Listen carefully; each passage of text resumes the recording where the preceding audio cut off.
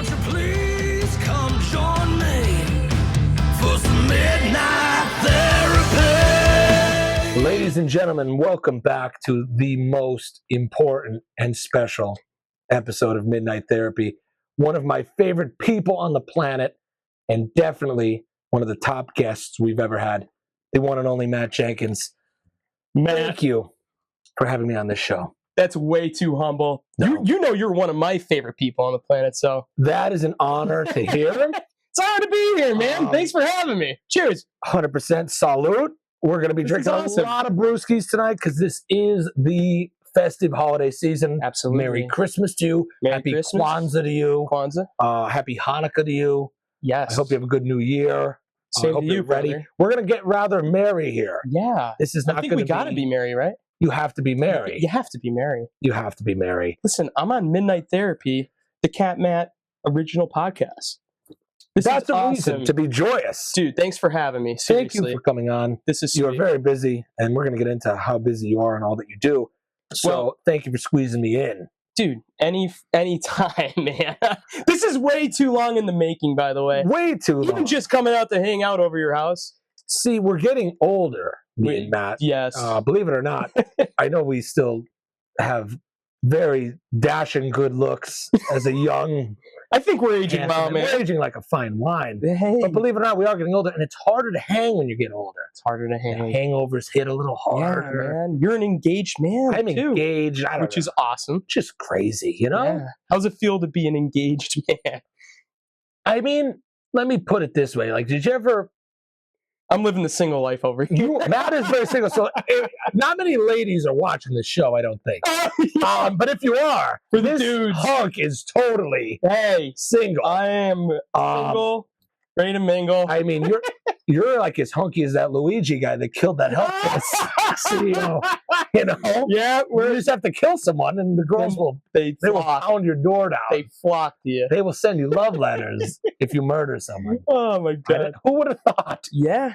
Yeah, But no, that's crazy. Matt is single. I am not. I'm very happily engaged. Yeah. Being engaged is odd. It's like, did you ever win the physical fitness award in high school and they give you a little paper? Dude, Feels like I don't even think, what was it, presidential? It was national. national and then presidential. Yes. I don't even think I even reached national. Well, reaching that is It's what tough, it feels man. like. Like your life goes on, but you Yeah. have this thing now. Oh, yeah. Like I won the presidential award. Like, I I'm love that. engaged. You get to do like it's like that. Like life is exactly Yeah. the same. Yeah. The bills are exactly the same. Yeah. But you're like, hey, look, Yeah. Obama signed this for me because I did pull-ups. Yeah. Yeah. So that's to answer your question. That's how it's like. Being engaged is kind of the same. It's nice, but life goes on. Yeah. You know, It nothing has to. changes. Yeah. You know, you still have to pay bills. You still have to pick up the dog poo. 100%. You know, I loved your engagement party we had. That was fun to play. I was there, but I wasn't there. It was a fun time. It was great. Matt played it. We hired him. I was 'Cause he's the very best. honored to play that too. You're the best. I was what they call blacked out No. because I was so joyous of the event, and I don't remember a lot of it. But from the times I remember, it was Fun. very fun. It was a great It was time. very fun. Hey, we were there to celebrate you. It was your big Yeah, day. it was my You and- big you and- day. You and Christy. It was Me and Christy. phenomenal. Shout out to Christy. She was Absolutely. upstairs watching some movie. Yes. We're down here. Can't even remember the name of the movie. Who cares? Who cares? This is Midnight Therapy. Yes. Matt Jenkins here is a man of enormous talent. And this talent goes back a very, very long time. We went to high school together. We did. You were 2 years older than So me? I graduated 2014. I Now was 16, yes. You were 16. Okay, so I was 2. We did stage crew together. That The is play. so, and I was thinking about this before I came on to the podcast tonight. I think that's the first time I didn't know you before Stage Crew. I don't think so. I know, dude, a lot of the people like 2015, 2016, the further you go on, I didn't really know a lot of the people under me. I kind of knew more of the people that were like above. Yeah, I feel like that's just kind of the natural. Oh, work. the natural You don't want flow to of be things. freshmen. Yeah, right. But that's the first time I met you, and I was like, and I had to think of it. Like, did I know Matt before Stage Crew? I'm like, I don't think I did. No way. And dude, you were a wild one. You were a handful, I know. a menace. But I loved you, but you were definitely a menace. I am sorry to everyone that encountered me pre, let's say, 2023. I loved you, though. Because it was a crazy time. How did they coax us into doing that? We thought, I don't know, did we think we were going to get laid? Like, what was it? No, like you I think, like, I thought it was going to be fun. I did. And it was fun. But it was the amount of work we put in. Dude, for no what pay. would that take anybody to do? Like, how much would they have to pay to do that now? Thousands. Yeah. Thousands. For weeks of your time. Like, let's just say, like, Mary Wood or somebody hit you up and they're like, you got to sit there and for hours. And move. We would get out of there. Dude, we would start right when we're done at 2:30 and we would get out of there at like 10 p.m. Yeah, it was, and we had the plays were special. It was really cool. And I loved my experience. I loved it. It was great. But dude, how did they get us to do that? I don't know what it was. How did they get you to do it? I think I was like one of those juvenile delinquents. Like, this might help you with your life. Yeah. Like, you should do this. And I was like, okay. I think. And then we realized it was actually fun. Do you remember Mr. Hansen? Of course. I had Hansen. And Hansen, I guess, recommended my name to Mr. Root. And I love shout out Mr. Root. Roopy. He was awesome. We love you. We love you. And I loved Hansen. And, our captain, I guess, manager, you'd say, is Joe Joyce. Mr. Joyce. Mr. Joyce. He was our right-hand man. He was the best. If you ever listen to this, we love you. He probably doesn't. It really was but you never know. Does. It's kind of just throwing some legends out there. I think they're all retired from Valley View now. Oh, yeah. I've been buying him beers for years now. He's been retired. Yeah. Anytime I see him, I buy him. I saw him. The last time I saw Mr. Joyce, I was playing a gig over at what was the bar? It was the bar. It's now an Indian Convenient. They all of them are now. No, the one on the Wildcat Road. I had all the arcade games. Oh, the Brew House. The Brew House. But it was Wildcat, and then it was not the Wildcat. The one that's convenient that had the bar. Yes. That's the Brew House, right? Yeah, that's a convenient. Have you been in there? I only went in there once when I was 19. It's actually a great spot to drink. But that's the last time I saw Mr. Joyce. But I guess to bring it all back, we kind of got off the point there. Is that it's the first time I remember meeting you, and you were an absolute maniac. It was a good time, and for those that don't know, stage crew is moving the sets behind stage and building it the correct way, all while wearing black and doing it in 10 seconds. Yeah, there's a lot that goes into that. And Valley View puts on like a ridiculous production as like a high school. They had a $30,000 budget. It's insane. $20,000 budget. So we did West Side Village and Hello Dolly. Did you continue to do it after that? I did. I don't know if I ever asked you. 2 years. Did you become the manager? Yeah, I did. That's sick. I did. I love that. It was nice. That is and I so finished awesome. when Joyce finished. So you guys both? We retired at the same time. Cheered a beer and said, all right, brother. And I don't want to bore anyone with the details. You had to just be there, like to see the shenanigans that went on. Oh, yeah. It was so fun. But that's when I met you, and then showed me a recording you did. It was a cover of a Nirvana song. Yo! This was early. And you might not even remember this. I still have it. I heard that on SoundCloud? And I said, holy shit, dude, you're good. That's ridiculous. And that moment, it was like the seed was planted. Dude, I don't even remember you showing that, but I love that you remember that. You showed me it by the lockers. Awesome. By the lockers. Yeah. I'll never forget it. We weren't even in. Get out, really. It was like where the music room is. Holy like when you shit. go on the stage. I remember I was like, holy shit. Yeah. That's insane. Yeah. And that is so funny. This man That's early day studio, man. You've never changed, though. Like he is the nicest human. And I stand by this. The nicest, most positive human. You're the best I've ever met. And he was like that back then. When I was this dumb kid, freshman in high school, idiot, he was just as kind as he is now. He deserves all the praise. And we're going to get into That's too humble, brother. But that is where we met. That's where we met. And then we became, I guess, I went to college. Because I'm older than Matt. I'm 29. You're 27. 26? 26. Who cares after 23? 26, 27. Does it even matter? I don't know why my brain, I'm like, okay, 2 years. Okay. And I think I might have seen you once or twice after we graduated and you were a little bit older. I was like, brother. Yeah. But we didn't really get connected again until you were done with school and we were back in the area and you were starting your music career. Yeah. Around COVID. Yeah. It was around COVID. I think it was 2020 summer. I saw you. Is that? It wasn't 2019, I don't believe. It could have been 2019 at Benny's. I remember telling you I was planning on recording two songs. It's possible that I might have Like seen you try to winter. crash one of my gigs at Jack's once. That did happen. But that's an in between. And then I also remember running into you at Benny's. The Benny's. God, I forgot about Benny's. I always remember that story at Jack's when you guys. We were like, Yeah. we were talking about. I was like, we got to You and a record. couple We of got to jam Our together. best boys. Some of Yeah. we're going to talk about the best boys. Yeah. But the Jax one is funny because Mm. Jax is a sponsor of the show. Yeah. This is very, 6 years ago? Nah, 7? longer than 10 that. years ago. It's like 10 years, man. Maybe 8 years. We're like geezers talking. We're so old. Talking about the glory days. It's so pathetic. Days. What a It's the fucking- history, man. It is. This is the It's the making timeline. of something. This is the making of how we got to this point. How did we get here? How did we get here? in the How did basement? I get in Catnap's? By the way, you guys can't see the whole picture. This is the most outstanding place I've ever filmed a podcast. Yeah. He has artwork 360 all around me, and it's almost hard to say keep my attention to the camera because it is so exciting down here. We have caged lions over there. There's the He's got crazy- stripper cages. He's got some ridiculous The freaking Ferrari. shit.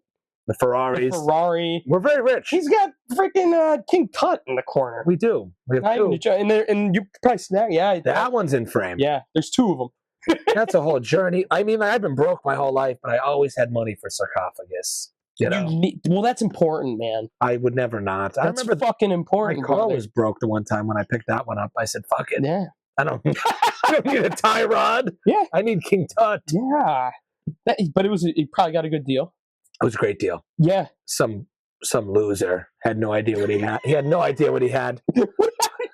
I said, I know you told me this story once a while ago, but how did you become of these beautiful Egyptian tombs, so sarcophages? So obviously, I'm a big conspiracy, ancient civilization guy. Yeah. If you didn't know, and I loved Egypt, and I knew that these existed, and I'm a Facebook marketplace fiend.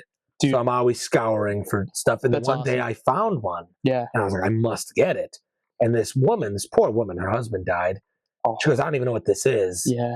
I was like, I said, I do. Why did my husband She have these? met me at Walmart, 7 a.m. Tell her I'll take that off your hand for I free. did. I gave her good money. Okay. She knew it's worth something, maybe. She didn't know what it was worth, but, Yeah. but I said, I'll give you, I think I paid $400. Okay. Good price.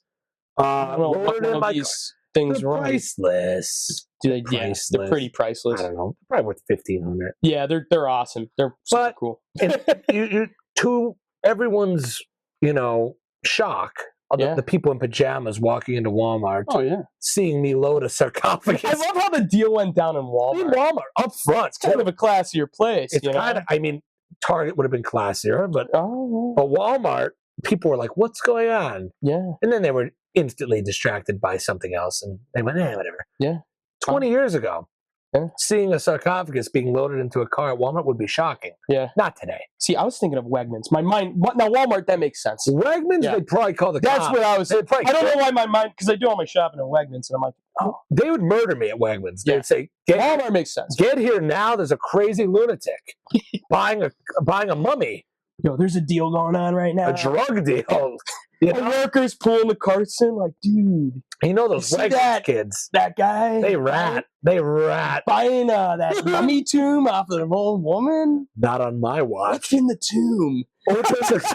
Yo, Get here now. what's in the tomb? Wouldn't you like to know? And there may or may not be an AK-47. Yeah, You didn't hear that. dude, I love that though. But yeah, It is nice. it's unbelievable down here, man. It's a nice place. Thank you An for. alien in a tube. There is an alien. That's a embryo of an Yeah. alien. That is an embryo. It's an alien embryo. Wow, There's a lot going on here. It's a very There is a lot. ADHD place. it is. It's great. Because I designed it. Of course. It's a great place to. I feel like to be inspired to be creative. I would say Yeah. we should do field trips here. We should say, Oh, kids. here you go, kids. Look, that's the alien that crashed at Roswell. Yeah, I think adult field trips, children's field trips. Yeah. Anybody? Hey, We can make this a historical landmark. It should be. Cam Matthews, The lair, the lair. establishment. Yeah, Dude. cave. Awesome.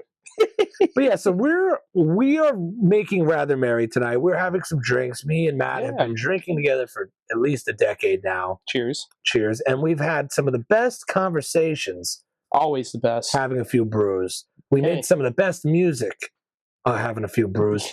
We had the best stories having a few brews. Yeah. So we're going to keep the trend of brews going until the brews get taken away. And not tonight. Not tonight, Not tonight. So I met you again. We rekindled at that bar. Mm-hmm. And it was right before COVID. Yeah. And I said, hey, we're recording these 2 songs. Me and Mike, we both had no concept of reality. Yeah. We thought we were just going to be rock stars. Yeah. And that's what we really believed.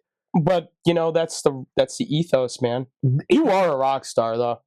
I mean, I'm dressed sort of like one. This, for the record, is Christie's. This was a gift she received. It's some type of thing. She said, I'm throwing it away. I'll never wear it. I said, not on my watch. Yeah. This will be mine. Dude. That'll be mine. And I took it, and I love it now. Dude, it's sick. It's kind of cool. Want it. Yeah, I'll get you it's one. Real nice. Get you one. It's a shawl. Is it a shawl? It's kind of an in between. Palpatine. Yeah, kinda. It's kind of like vampire meets cowboy. Whatever. That's me. Meets Eskimo. If you don't like, it's got a little of the fur. Got a little fur going. It's nice. If you don't like it, fuck you. Fuck you. Yeah. What are you wearing? What are you wearing? Carhartt? There might be some. Yeah. Go to hell. Carhartt's for working men. Yeah. But anyway. But anyway, to circle back, you were recording with Joe Loftus, right? Joe Loftus. This is awesome guy. He's a great guy. Yeah. He's got a lot of nice technology. Yeah. Magnum Music, Magnum Condom, Magnum Dong. Yeah. He's underneath Magnum Music, right? Under Magnum. I feel like a lot of people don't know that. They don't. That there's a full-blown studio underneath Magnum Music. He's booked, which is crazy. He's booked like crazy. Yeah, he's like a tattoo artist. He tattoos people? No, but he's like a tattoo. He's so much. Like he's like, oh, I'm out in next year already. Yeah. So it was hard to get in there. And me and Mikey, we love you, Mike. I want to get Mike on the show. He's the best. He's the best. Love you, Mike. We used to play in his basement all the time. And that's where we got the dream of being Motley Crue. Yeah. Being a rock star. We booked our time at Magden. We did the 2 songs, and then we're like talking to you one of these nights. We're like in between. We're like, Matt, we got all these songs. And you're like, why don't you guys come over to the studio and we'll do some more? And we're like, hell yeah. Yeah. We'd love to. And we always knew you recorded, but we didn't know you were like doing a studio. Dude, you know what's funny? The more you tell this story, the more I remember memory because we were probably drinking heavily. And it's like the more beer I drink, and I'm like, wow, it's really connecting. I remember it like it was yesterday. Like the memory nerves are starting to flicker in my brain. Those neurons. Now I kind of remember that. I kind of it happened. So that did happen. Yeah, that's how it started. So then the audience might not know, but something happened early 2020, and it was a pandemic. Yeah, and the world kind of closed and everything shut down, and me and Mike were stuck with these 2 songs that we just threw out to the ether and thought we were going to get a record deal from them, and of course we didn't. And then we contacted you. We said, Matt, I think we should maybe record a song. And we came to you with Ruined Me. Yeah. And it was in pieces, and we were having Mike sing, and Mike doesn't really sing. Yeah, I still love that first EP, man. That first EP was beautiful. Phenomenal. And from that point on, it became a now 4-year relationship of constantly being in the studio every couple months or so. Yeah. And we never stopped. But that magic time of COVID, we were there like every week. Dude, it was unbelievable. And we were having Chris and Leah, shout out to them. And we were just doing full-on projects. They're the best of Frost. I mean, out of everybody that I've recorded in my studio, and I've done over 400 songs now, I've done the most. 100. I've done the most songs with you. God damn, I'll take that. Yeah. Number 1 winner. No, I think we've done 30-some songs together. We've done over 30. Does that sound about right? We've done over 30. It has to be over 30. 100%. I don't even keep track of how many songs like I have out. I couldn't even tell you the Maguas how many. I think we have over 20. I don't know, You guys definitely have 20, I think. Dude, I don't keep track of stuff like that, but I believe that we have over 30. We definitely do. I'm Right. telling you, because I have 29 originals and I did several covers. Yeah. And we did some remakes. Yeah. So like we're at 30 some with you, you know? But yeah, COVID was wild, man. How did it feel like for you? Because I don't know if I ever asked you this question. How did it feel putting out music during COVID? Well, Like at the very beginning. Because it became more normalized, and then, I don't know, people don't even really wear masks anymore, and it's still out there. But when it first hit and everybody was completely spooked, because I have a certain experience on my end, and I want to hear how it was like when you guys put out your first 2 songs.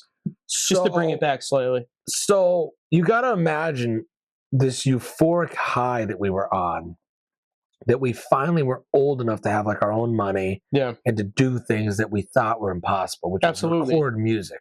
Get that stimmy too. Yeah, we got a little stimmy. I didn't at first because my parents claiming me as a dependent or whatever. I got a stimmy. I didn't. I got the next one. I got the no. I didn't get the first one. I got the next one too. Yeah, I was like, fuck I you agree. guys. They got it. They bought something. Yeah. That's what they bought. Oh yeah. No, I didn't get the first one. But I got the second. That feeling of, it's like you start with a seed and it takes so long to get to a full-on plant. We were finally like a plant. Yeah. All those basement sessions, all those dreams and all those lyrics that sucked and all the songs that sucked, and you finally have 2 you're proud of. Yeah. And then you take it to a studio for the first time. Yeah.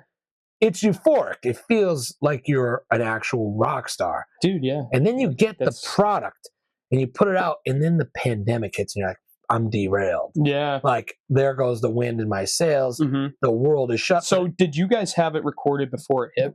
We had it recorded before it hit. Wow, you're like me. Yeah. I didn't know that. It was not know done. We didn't release it till June. Wow. Okay. We had those done. We were circulating. I had no clue because I feel like I saw you once bars were kind of okay to maybe go to. Yeah, on a patio or something. When we were talking, they weren't done. Like Yeah. when you and me, it was winter, Sure. 2019. We were like, hey, we're gonna have these. Yeah. Okay. It wasn't done. Then they got done. Oh. Yeah, we got done All right right. when COVID was hitting. Okay. Yeah. Wow. I did not know that. So it was a very weird time, and COVID was very depressing for me. Very. I would go around and just smoke Marlboros with Mike Yeah, because there was nothing else to do. I was. You know, Yeah, there was nothing else. All to me do. and all me and my family did was order out and we'd booze every night. I was doing those live streams. You remember? I those? remember. Yeah. Yeah, that was a good time. I was like playing like an hour or 2 set, Instagram live. It made it interesting. That was yeah. It was like, I was attracting an audience outside of my house. It was getting really cool. It was getting wild. we thought like we would never shake hands again. We Yep. thought we would never have That concerts was the again. end of the world, man. It was the end of the world. It was very odd. I remember I almost ruined Christmas because I went to a bar and then I had to go get tested at a center. Yeah. Me and Mike went to there was people. Remember when we went to a speakeasy? That's a future story. We- I don't want to. All right, let's not digress Oh, no, at that point. we did, and it was very sketchy. Yeah, we don't have to go into deep These detail. women but were crying in the ice. we did go to a speakeasy one night, and we were Right. like, "Oh boy." The drinks were all free. Like, we talked to a bartender, and they made us Yeah. a drink. It was very odd. That was like the thick of COVID. It was illegal. You had curfew. We were yeah, out. we're like, "Oh, Good times. we're doing a speakeasy." Good times. Nothing like the Dolphin Speakeasy, man. Yeah, I would like to go there right now. It's a great place. Be nostalgic, actually. But But yeah, I said this to you many times, and I think drunkenly I cried to your mother once in Nice. Strasbourg Oh, yeah. saying this, and I'll say it again. Yeah, Recording with you totally saved me yeah. from a man. terrible depression during It would COVID. save me too. That made me, it changed everything. Yeah, Me, Mike, going over to your place. The only places we went was like work love that, brother. and then your place. Dude, That was all we did. yeah. And then and think about like Bad Guy Anyway. That album was so unique. That album's awesome. And we experimented so much. You remember? Because there was nothing but time. There was just time. Did a lot of. I'm proud of everything we recorded. Your I am too. songwriting is really awesome, man. Thank Your you, lyrics are unbelievable, Try. and you know, you're an amazing. You come with such a great vision, and you have everything done. And I love that I was kind of able to sit there and try to make what you're thinking come true to life in music. you And are- I hope I did. I hope I did. I tried. I feel like I did my best. You know. This man is. There's a great song by Cody Johnson. It's called "The Painter." Like, you are the painter of things. Like, I don't know Yeah. how to put it. Like, metaphorically, like someone comes to See, you, like, "Can you do this? Like, here's the. idea I have, and you Totally. paint it and make Yeah. it real. Absolutely. And it's like a creation talent. You're almost godlike. You are creating from nothing Yeah, an you image, are. Yeah. and you're creating it so it can exist, but it's coming only from your brain. Yeah, man. Like you hear it instantly. Well, that and anybody in the arts, like if you're an artist, musician, if you're into film and photography, it's the important arts, writing, especially. You're making something from nothing, and Yep. that's what I mean. Being human is about, Yeah.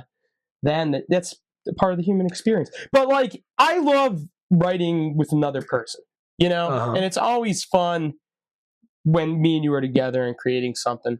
100%. Like, I'll write every night by myself. It's boring as shit, man. And I could, but I love getting together and writing with you. It's always a blast. That's where the beauty happens, though. Like, You add collaboration into it, man. 100%. It's unbelievable. I don't know how to put it, except you could imagine it being like a play or a script for a movie or a painting, like Matt said, and you have the ideas. You have the rough outline of what it's going to be. But when working with you, we never went too far because we knew your input would Sure. take it a certain way. Sure, yeah. And you could have a recording artist or a producer, if you want to call it, and they would just do what you say. And they won't do, but you were always a collaborative force. And that shaped the songs. Like we knew it was 100%. never going to be done until it went through you. Yeah, and I love that, And man. that's what was beautiful. Yeah. And it was like that was the third piece. It was Yeah. like, Well, you this sounds you good. guys are the best because you come with a very, very, very solid foundation. You have never came with a half broken, crumbling, dribbling foundation. You come and you're like, I got this ready. Lyrics are there, image is there. You got this image, and Matt is he's pumping me up and pumping guests, but he comes and he's like, I want this, that. You got to give yourself some credit because a lot of the times I'm challenged, and you make me go, you come with the wackiest instruments over the years. We had everything. The coolest shit. He can work with anything. And that's why I'm like, I've learned a lot just working with you. But back onto that point, yeah, a lot of people are just engineers. They hit the clock and they go, okay, you're plugged in, give it to me. And I don't think that good art is ever made that way, personally. Every album I've ever done with my bands over the years have been, it's never been, you're on the clock, But you are on the clock, like you got to get it done in a certain period of time, but you're not under the gun, it's okay. We're going to get 3 songs done in this weekend or this week. Yep. We're going to make an EP in this week. And it's more creative that way. And I was just having a conversation with a new band called the Spell Slingers. They're awesome. Shout out the Spell Slingers. And I was telling them that, it's like, I feel like I kind of pride my studio on being a really comfy place where you could take your time and get creative and make something that you're proud of. And I try to make that happen the best I could. 100%. Not to mention everything he just said about being hospitable and making it. I love He's that one. also the most talented person in this, probably that I've ever met. I will say you, Chris, and Leah. They're great. They're nuts. They're way more talented. No, but you could hear something from a hum. I used to make these dumb noises to Matt. I'd say, "What?" But that's everybody. And he would just do it. Yeah, he would know exactly. He had the vision before it even got off. Matt would come to me with a solo idea, and he'd be like, "I want the solo," and he'd be like, "This is gonna be crazy," but I want to be like, and I'm not even trying to be like that. And I do it, and he'd be like, "Yes," but maybe it'd be 70% close, and then you'd be like, "Oh yes, yeah," and then we'd fine tune it from there. But this is how I've been in the studio with a lot of bigger producers, and this is how music is made. There's no rules, There's no rules. There's no rules, and I think that if you're afraid to kind of put yourself in a vulnerable place, that it's already game over. If you're an artist, come on, you have to be crazy to do what we do. Because vulnerable, and a lot of people don't do it. Vulnerability is honesty, and honesty is genuine. Yeah. And most people are disingenuous. Well, totally. Now here's the thing I love the most. during COVID, we had like a break from time. It felt Yeah. like time stopped and responsibilities and obligations stopped. And feeling like you had to be somewhere in life stopped Yeah, because it weird. was on pause. So with that, I like bringing up the Bad Guy Anyway album because so much has changed. Things change in like 3 days now. Mhm. But it used to be like trends, like maybe a month, or that was last month's trend. Yeah. Now it's worse than ever. But back then, we weren't as focused on that. Yeah. I was not worried at all if a song was going to be on the radio Totally. then. So we were Sure. doing crazy shit. We were, man. They were long songs. We were bowing a guitar with a violin bow. Hey, we were that learning was cool. lap We should do steel. that again. We were doing shit because we were like doing shit like no one was watching. Yeah. We didn't want to impress anyone. The songs were terribly depressing. The Yeah. other one was upbeat. Uh-huh. We had gang vocals. We were recording beer bottles. Like, we were not cautious of the algorithm then. Yeah. And that's not too long ago. That's 4 years ago. Yeah. And we weren't, our whole life wasn't enslaved by the algorithm then. Totally. But now it is. well, We're like that That's the little world we're in, time. yeah. We were like, yeah, let's bow the guitar. yes. And you would never do that now. And that's conditioning. yeah. Like when you're a kid and you're pure, Sure. you wear an outfit because you like it, and then Yeah. someone makes fun of you, and then you're like, oh no, never again. yeah. We felt childish almost in the studio Yeah. for that little period. It's like, let's do whatever we I feel. think you should always try to feel a little childish, right? I agree. You know, it's got to come from a place that is, if you're trying to create like your own unique touch, Mhm. you kind of got to be a little bit like that, you know? You do. I mean, that's Because there's so much like pressure to try to sound like, you know, Chappell Roan or Taylor Swift or the top, anybody that's top 500, top Who? 100. No, just kidding. And I know you're specifically country, and there's nothing wrong to kind of put your direction, but I feel like unique stuff gravitates towards the top I to agree. a certain point. Here's the problem. Yeah, This is the problem. We're going to get into it here because sure. who cares? Who are we? Mhm. Don't be offended. And if you are, reconsider your life. This is what people try to do. They try to catch lightning in a bottle twice. Yeah, So you look at what works and you try to duplicate it. And that's what the record companies do. oh god, yeah. Because they don't care about uniqueness No. until the uniqueness organically rises to the top. Yeah, So when you have your unique scenarios, like I would say Zach Bryan yeah, is an odd one that He is. shouldn't have rose to the top, but Yeah. did. Once he already had the following, they love him. They put him yeah, in sure. Jelly Roll. Yeah, In country, an obese face tattoo man Yeah. should not be popular, but because Maybe- he was, they elevate it. yeah, But when it's not like that, what do? They clone. yeah, So sure. for Cardi B, you have Megan Thee Stallion. Yeah, and then you man. have the Lizzo, and then you Yeah. have what's the newest one? You have the Raggedy Ann one. oh yeah, what's her Ice name? Spice. and Ice Spice, yeah. Glorilla. and Yeah, yeah, they sure. are clones. They Yeah. rap profanely about There's- female There's a lot of crap out there. Let's be honest. lot of crap. There's a lot of Country's crap. filled with crap. I always give credit to any artist that's doing it because they're out there trying to do it. But at the end of the day, you know what is a better word than unique is having a powerful brand. A brand is powerful. Brand is insanely powerful. You A know. brand is powerful. Taylor Swift is the best example of that. She is now she's a billionaire. billionaire. That's insane.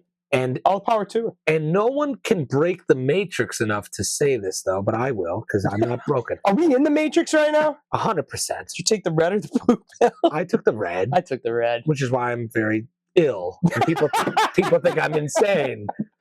But Yeah. but whether you like it or not, Taylor Swift's songs are that of a 15-year-old's diary. Yeah. A 15-year-old girl's But diary. that's And, powerful. and whether you branding. want to believe it or not, it's true. And look what that's done.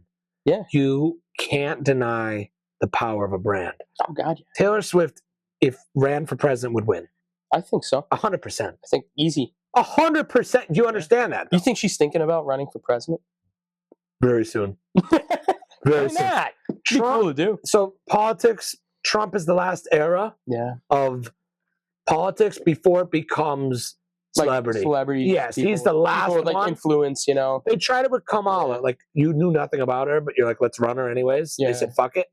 The next one, it will be like The Rock. Oh, dude, it's crazy. It will. And it will Sounds- work because what are politicians but speakers or puppets of a I thing. think that people almost kind of lose faith. Like, this election was so crazy that, like, I don't know if people actually believe in what they're voting for anymore. Is that a crazy thing to think? No, you're 100% right, because It's almost like, I guess I'll pick him because this person's a little too crazy for me. well, this is the first time I don't know much about. I don't even talk politics too much, but that's kind of my vision. Is it was just crazy. It was just a crazy election. Well, the last one was we picked the guy because he wasn't the other guy. Yeah. Think about that. Yeah. And this is the biggest world power. Yeah. And we said, well, we don't like that guy, so we'll go with this guy no matter what. And it happened to be he was very senile. Yeah. And that guy is still leading this country. Yeah. Which is Think about that. Yeah. Imagine you and me worked our whole lives. Yeah. And we retired at 65. And then at 80, they said, we need you to be the president. Mm-hmm. Would you ever want to? No. I wouldn't want to go work at Dollar Tree at 80. I don't know if I'd want to. I have no desire to ever get into politics. I just want to rock and roll. I want to rock and roll, but I think I wouldn't mind being like a friendly dictator. Yeah. Well, Like, imagine me coming out like this. Like, no, friendly dictator. we are limiting TikTok to 4 hours a day. Oh, sorry. You know what? That might be better than just banning it. You got a lot of brain rot going on out there. People would just go, just ban it. I can't do 5 hours. I can only do 4. If you're good, you have 1 day out of the. Who's going to use the app? Because you know what's going to come around the corners. The guy goes, "We're like TikTok, but you could use it as unlimited." I'd ban it all. I'd ban it all. You would ban it. So I was going to actually bring this up. What do you think about? Is it going to actually get banned? Now that Trump is in, no, because Trump is a businessman. Yeah, and he's going to say, if you supply us money, and opportunity, we'll let it happen. He just didn't want China to make money. Yeah.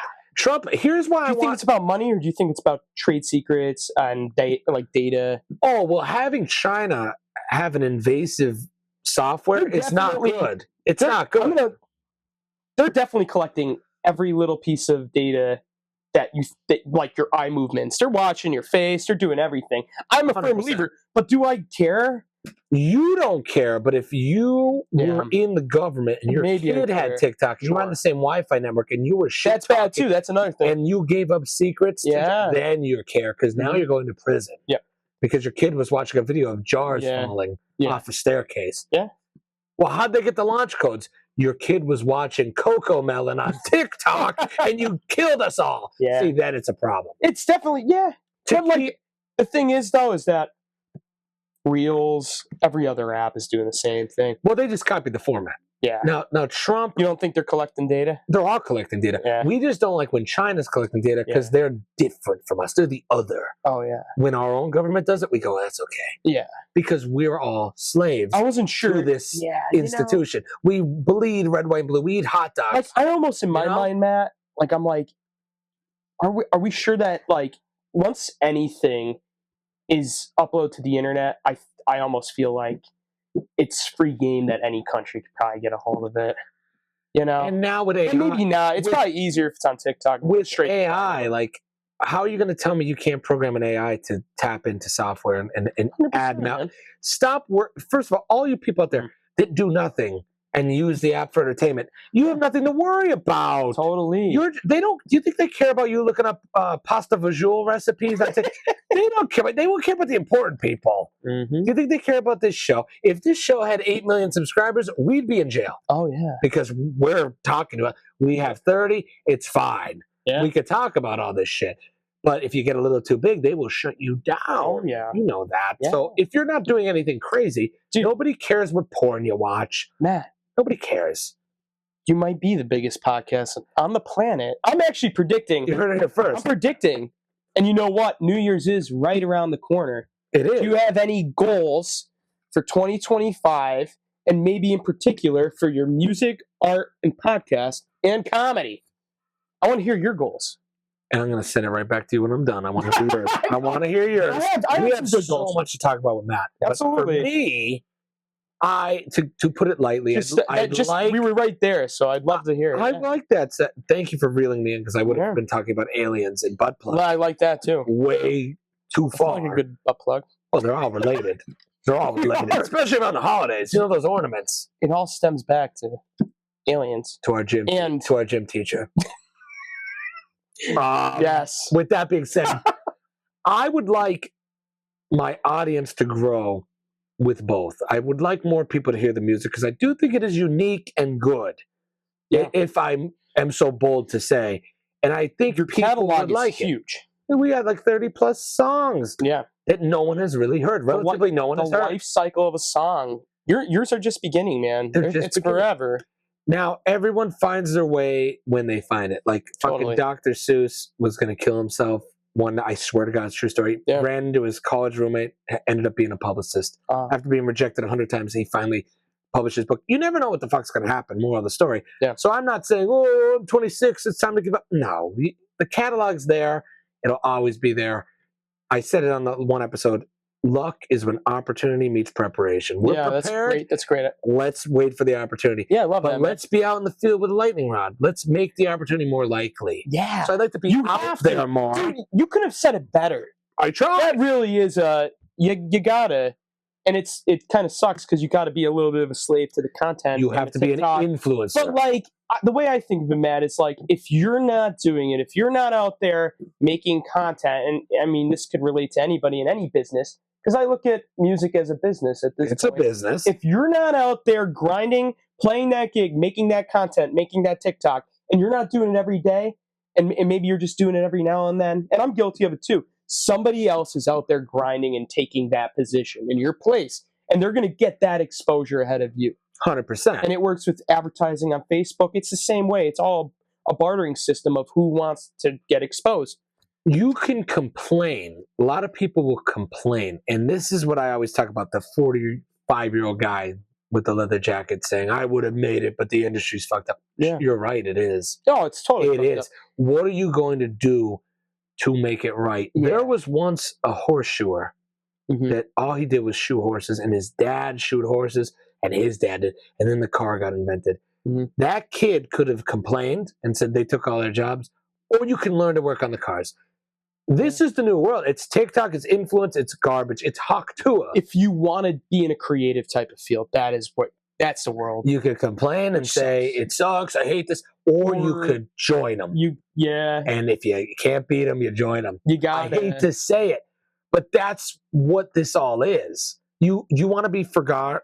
You want to be in the dustbin of history with the rest of the losers that couldn't keep up, or do you want to just join the newest thing? I hate to say it, but we're going to have to make TikTok. You have to try to find, and we're talking a lot about TikTok and Instagram Reels, the short form stuff, but you also could do YouTube and Facebook. It's all the same. It is all the same, and yeah, they have their short form stuff too, but what other way can you possibly reach people today? Even if you're not doing TikTok, like you got to do something.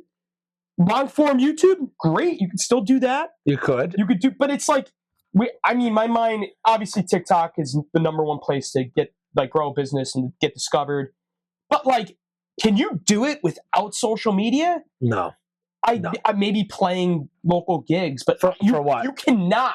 Like, nobody's looking at paper form media. No. What do they do in the TV and magazines and newspaper and stuff like that? But not for music. No. So you do have to join the beast when it comes to talking about that. This is what I always say. Nothing happens on accident. Nothing happens for no reason. Do you know why short form content exists? Because nobody has an attention span. Yeah.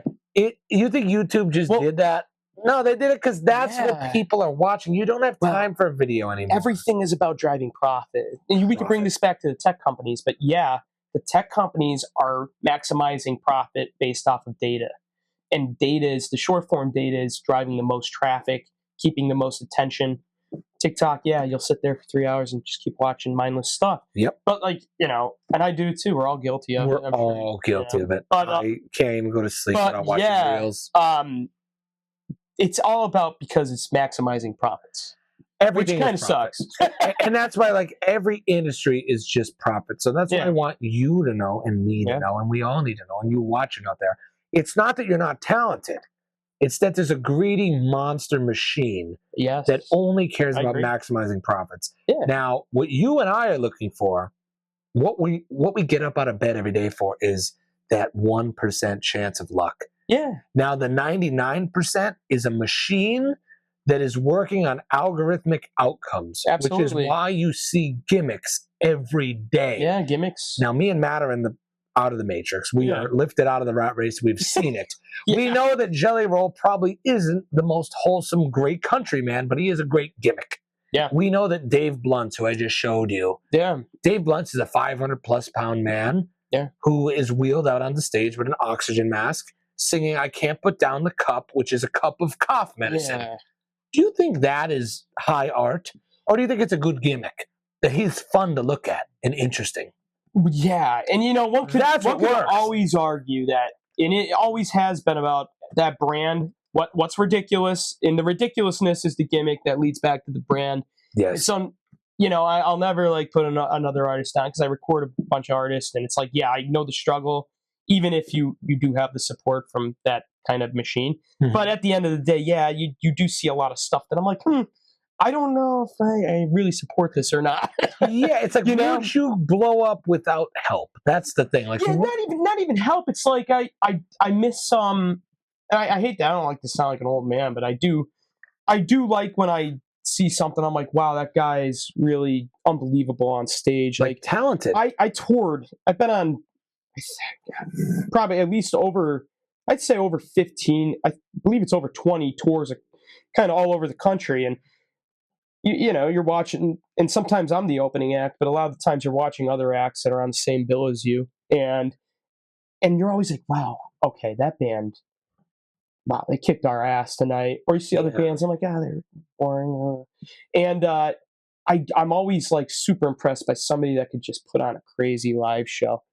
But and I think it kind of stems back to that, that guy you're telling me about gets wheeled out. Dave, I'm not familiar with them until tonight. You will be. Yeah. He's gonna be at the Super Bowl. All right. The man doesn't look like he's in too great a health, but I feel bad. Interesting looking. Yeah. Like, hey, look at that. Yeah, right. And there's always gimmicks like, hey, like that guy could do it. I could do it. I like that. Like, that's why I think we hate. It's a kind of a gimmick, yeah. We hate. Well, it's totally a gimmick, right? It's a gimmick, of course it is. But all these gimmicks and this nonsense, and the fact that maybe Hollywood and Nashville and everything is run by satanic cult people, that's already well known. Oh, dude, yeah, everybody sold their soul. Yeah, we know that. We don't need to talk about that anymore. It's incredibly, and while we're on this topic, it's incredibly hard to compete with the major labels. 100%. Mind grab me a beer? Absolutely. Maybe you take a. No, you keep going, man. I'll jump right back in. Sorry. No, I was empty. I'm like, you got it. This is going good. Oh No! I grabbed the wrong one. Going the fish guy. Oh yeah. There we go. Thanks, man. Might have to edit that one up. Oh yeah, I don't want that moan in there. Ooh. All right, we're in. But it's virtually almost impossible to compete with major labels. Okay. Especially me. I don't even have a label, which is nice. And it sucks, but at the end of the day, it's not in my mind and everything. I've been signed to a label, and I know what it's like. But labels are a bank. They are a bank. And that's really basically that's all they are. And a lot of the major ones, they'll hook you up with probably an agent, this and that. But it's all about money. But how is any person like me and you going to compete with millions of dollars? If you want to try to make it on a global level, I think that you could take it very far independently, and I think you can generate yourself a very great living. And there's a lot of examples of people doing that. Yeah. Nowadays, more than ever. But it's very hard to even do that. And a lot of people are doing it, and I think you got to try to keep doing that. It's all about growing a really strong community, you know, and that's the way I look at it, and people that really believe in you. And I mean, I hate that 1,000 true fan thing. It's more like 10,000 true fan at this point, because you could reach more people, and you want people that really love what you do.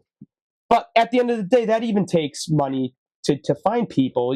It's so hard to get any exposure unless you hit that algorithm, or you do something really ridiculous that's going to go viral because the most extreme content gets shown in any facet of entertainment. Fashion, bodybuilding, the most extreme looking people, the most shredded dudes, or the hottest chicks, the fat, everything that's super extreme. And if you want to be a normal person that just writes amazing songs, there's a lot of people that do that. And you fall through the cracks because there's so much unless you have that power behind you that can open some doors. And hey, there's a lot of people that don't even succeed with having like a $500,000 front. Yeah, it doesn't work always. But I feel like labels go, okay, we believe in this. They're obviously talented. They have great songs, and the chances are, if you do have a lot of money behind you, it will work. It works for everybody. More likely people, than not. It's something that you gotta think about. So, two things to what you said. Sure. There is always the luck, and there's been a few. Everything, especially if you're thinking about having a hit. And the luck is like 1%, and I'd say lower than that, man. Maybe 0.05%. Who knows? 0.0001%. And you got to create your own destiny. And on this show, you're 100% right. On this show, I call it. I've been using this term a lot. It's called the Hawk Tua moment. Where you can, it's like lightning striking. You don't know when or where it's going to happen. Yeah, right. So you better hope you're at least prepared. She wasn't. She had no talent. She had no catalog, no songs. So she had to scatter. Sure. If you are ready and that Hawk Tua moment happens to you, your career will skyrocket. Like Oliver Anthony, the Richmond. Yeah. But he denied the label. I love it. He didn't want it. He just doesn't. And he just went back to being normal. He had his time in the sun. Nobody's talking about him anymore. Because he didn't. I actually thought about him the other day because I thought about our cover we did. I did do a cover with Matt, and no one heard it, but it is quite good. Yeah, I mean, But that is the luck. Yeah. Now, the not luck is what we talked about, maybe paying money to get into it. And what do they give you? I'll tell you what they give you. They give you the ticket to the chocolate factory. Yes. The labels talk to the radio stations, which talk to the agents, which talk to the greatest mixers and producers, which talk to the playlist curators, and they own everything. A very perfect way you described it. And if you don't give them 100% of your rights and likeness, you will fall to the wayside. Yeah, nothing. And even that deal that you're signing is never a fair deal. Never, because it's never not for the artist. Because unless you have such leverage, such built-up leverage that they sign some kind of publishing or some kind of like licensing deal, that could be kind of fair if you have the leverage. But like if you're just kind of like getting started, I mean, there's no A&R anymore, really. No. In my opinion, I think that labels want to see you already established. They want to see your social media. And then they'll go, we'll throw a bunch of money at you and we'll make you way bigger than you are now, which could be true and it could be not true. It is not, but I can't fault the labels because they're like any other business. Yep. The thing is that, you could go to a bank and get a loan. You could. Okay. But the bank doesn't know the music industry. The label is a bank that knows how to make their money back. Yes. Through music. Entertainment, yes. And I mean, I don't hate them because you know what? At the end of the day, it might be a necessary evil. Like if the label came to me and they're like, oh, you maybe we'll take a lot of your royalties, but if I had a career and I was able to just like make a living just doing music full time, like traveling and gigging, I'd be a happy man. Same here. I'm not a greedy person. I don't even want that. I said this a million times. I would never want that superstardom. No, I would never want to be Taylor Swift. If it came, it came. That's ridiculous. But like, that's can you like imagine? next You level. can't go out anywhere. Can't go anywhere. I don't want that. I just want to make money to survive doing something I like doing. Yeah, that's it. And that's like any other business, man. It's like if you're opening up, you don't want to be a corporate slave. You want to do. I mean, I had my own real estate appraising business. My dad and Jenkins Real Estate. Shout out. But I love, my passion is songwriting, recording, music, and you just gotta. I think you gotta look at it like an everyday thing. And how am I going to grow? I think how am I going to grow? How am I going to find that super fan? How am I going to maybe be attractive to a label? Life would be better if everybody that had a passion about something that was identified early and they worked at it and were able to do that. Yeah. Like if this were an apocalypto society, sure, and you were a great farmer, I would hope you farm. And if you were the surgeon, I hope you, and if you were the musician, I'd hope you be. But making musicians go to a corporate job and to make painters go be retail workers is not good. You know, like everybody feels unfulfilled. Other countries are investing a lot more in music. It's the number one thing, man. Canada has grants and stuff for musicians. Think about that. Like, what's one thing you all do? Yeah, y'all listen to music. Doesn't matter what everybody it is. Well, everybody listens to music. Nobody on your car, doesn't. You listen to music. You're in a retail store. You listen to music. I mean, it's everywhere. Music is everywhere. But it's other countries, I think, are realizing that. Like Japan is investing more. They're the most. They're investing the most in music. Well, even over Canada. Fucking Canada. But like they know because it's all about like the cultural, like economic. You know, that's a huge thing because they want their artists to break in America because it brings business back to the country. Yeah. But like America itself isn't realizing this. Like we don't. I get zero support as a musician. Well, we still think it's more profitable bombing third world countries and keeping the military-industrial complex up. We don't realize that we're in 2025 and everybody just loves entertainment. Yeah, we don't realize that. Here's what I say: if you are good at something and you're able to do it, it would make more sense to allow people to do what they're good at rather than make them miserable on something they're not good at. So I agree. So what I'm saying is, when you're in school, I always say, you spend your whole life learning how to walk and talk as a child just to be told to sit down and shut up. Sure. When you're in school, they say, Hollywood movie star, that's not a real job. Music, that's not a real job. What do you think the biggest generation of income is? Arts and entertainment. Yeah, it is. Whether you like it or not. At the end of the day. And it's the ultimate goal to be a movie star, rock star. But they say you don't do it. That's not practical. Work at Target. Be a plumber. Yeah. Okay, but why? Like, what if I'm good at it? Yeah.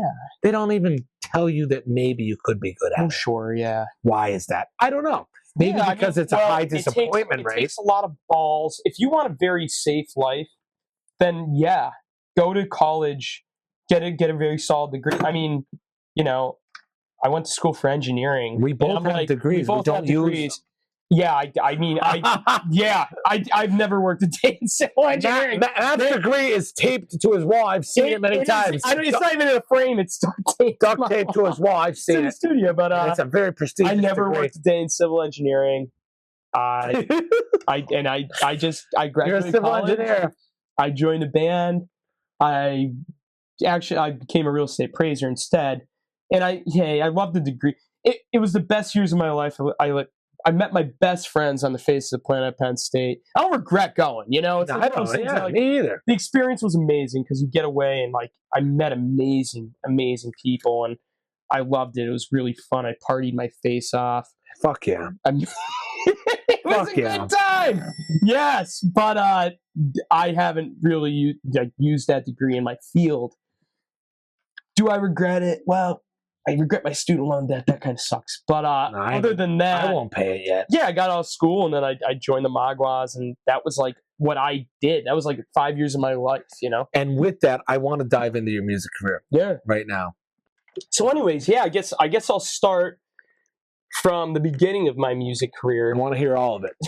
Yeah, and a lot of people I feel like don't know. A lot do and a lot don't. And if you're a Maguas fan, you probably don't know this, but it started with, it starts way sooner. It starts back in high school. And you know this probably because you know me well, but we had a bunch of bands in high school. I remember some of them. Okay, so we had, our first band was Fractured Feedback.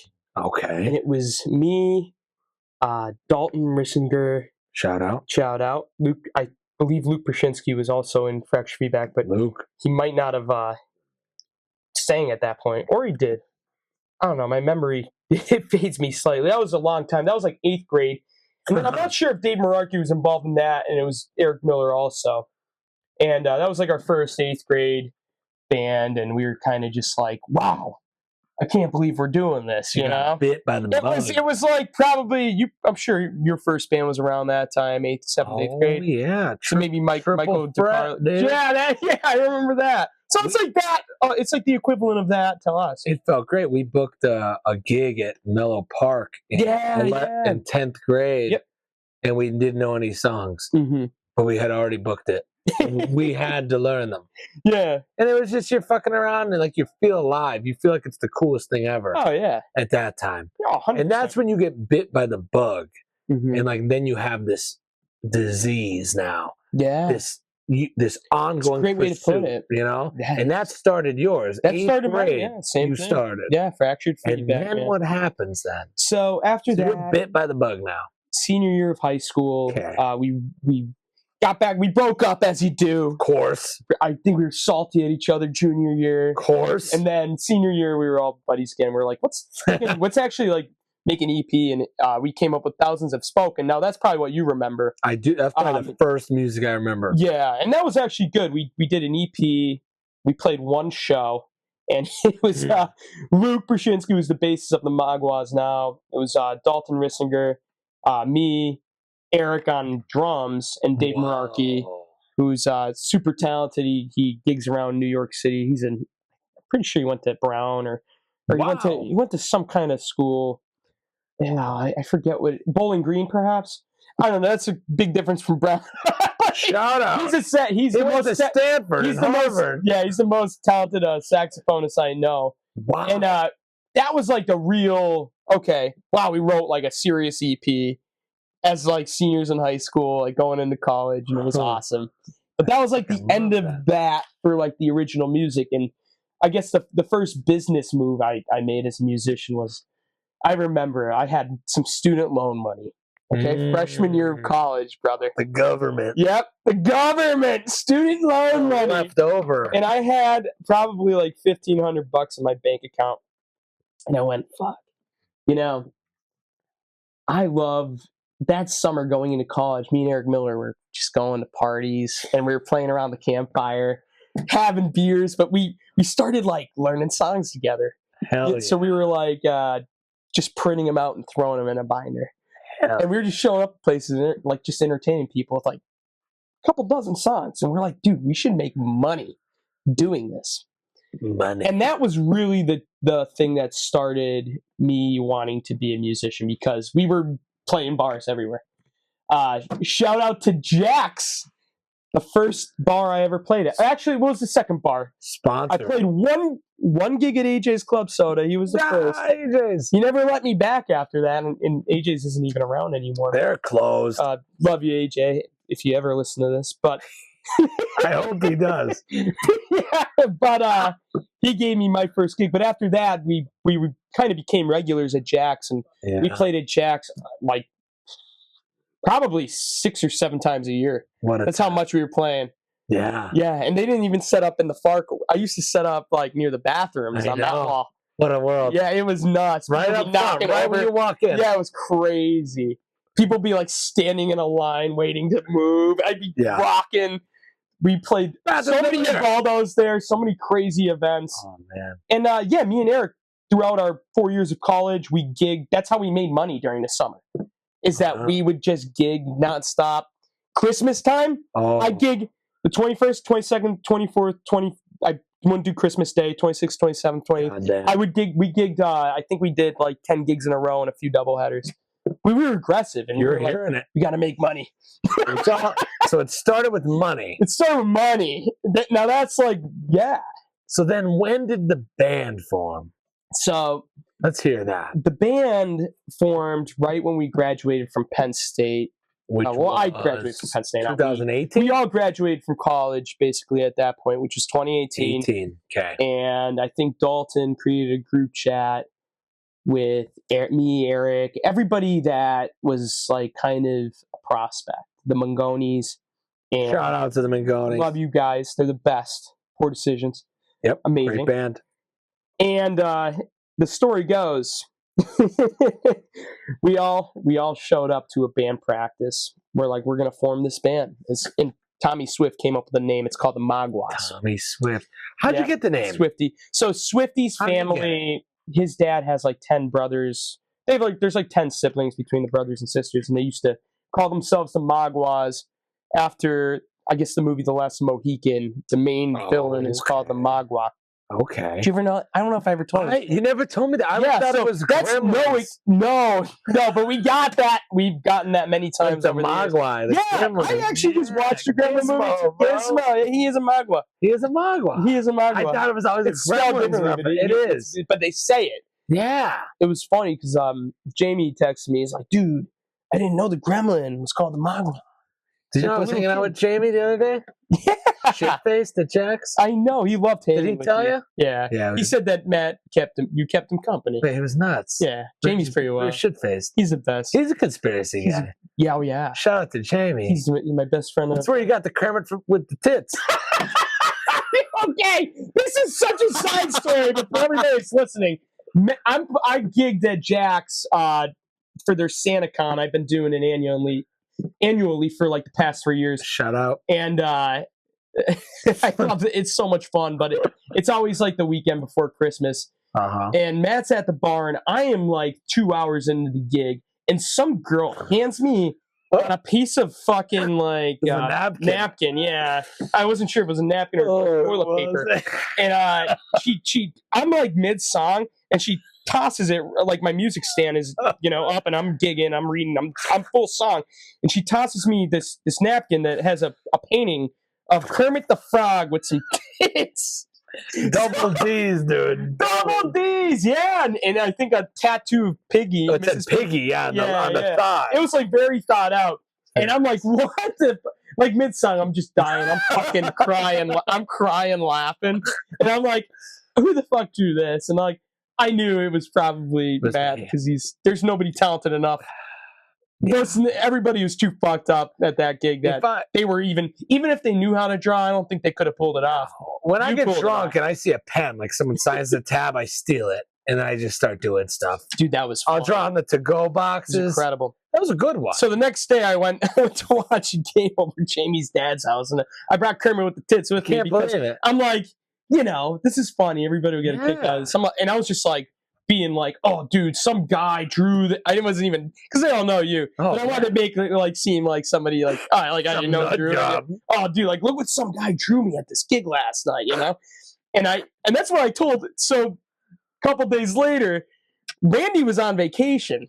Okay. So we were in his house because Jamie was watching the Dogs, and we were just watching the Eagles game for like an hour or two. Okay. And I hung it on his fridge. He probably loved it. He did love it. We called. I was with Jamie Christmas Eve, and he got his dad on the phone. I'm like, "Do you see the Kermit with the tits on your fridge?" And he was like, "What the fuck was that? It's fucking awesome! It was crazy."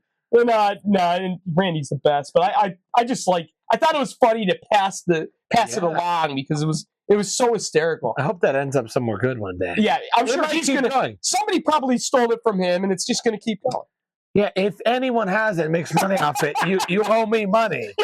I'm the original Mona Lisa someday. It's equivalent. I mean incredible. That. I mean that. I wish everybody could see it because it is quite the sight. I might be able to put a picture up. Oh my god! Post edit. I think I have a picture. Yeah, do you have it? Throw it up. It's coming with tits. Whatever. That should be the thumbnail for this episode. It could be.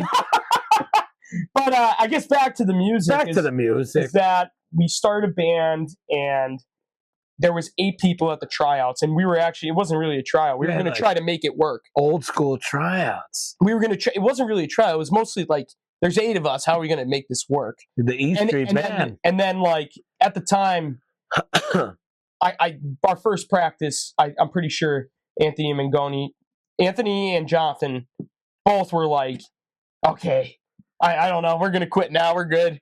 What? So then it kind of worked its way to 6. 6 is doable. And Tommy Swift hung around for a hot minute. What did he do? Guitar? He was going to be the third guitarist. Okay. Tommy's unbelievable. He was the senior that took me under his wing in woodshop. Oh, yeah. He's a very nice guy. Do you know Tommy well? Very nice. He's the best, man. He's out in Arizona now. Yeah, he's living what I know, he's still out there. Yeah. He's the best. I love him to death. Very nice guy.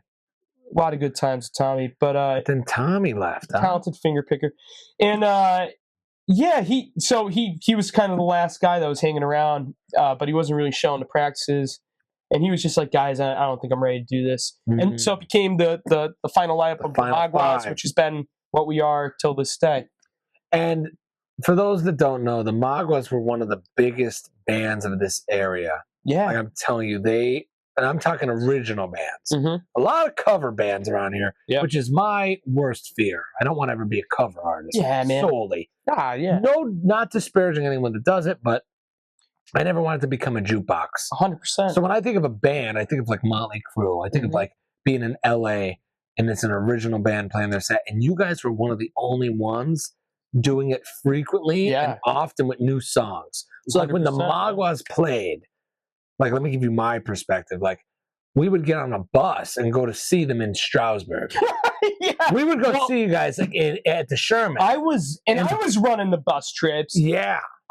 I was like, shit. And I was using all my just money in my bank account. I was like, all right, I'm going to front the money for the fucking bus.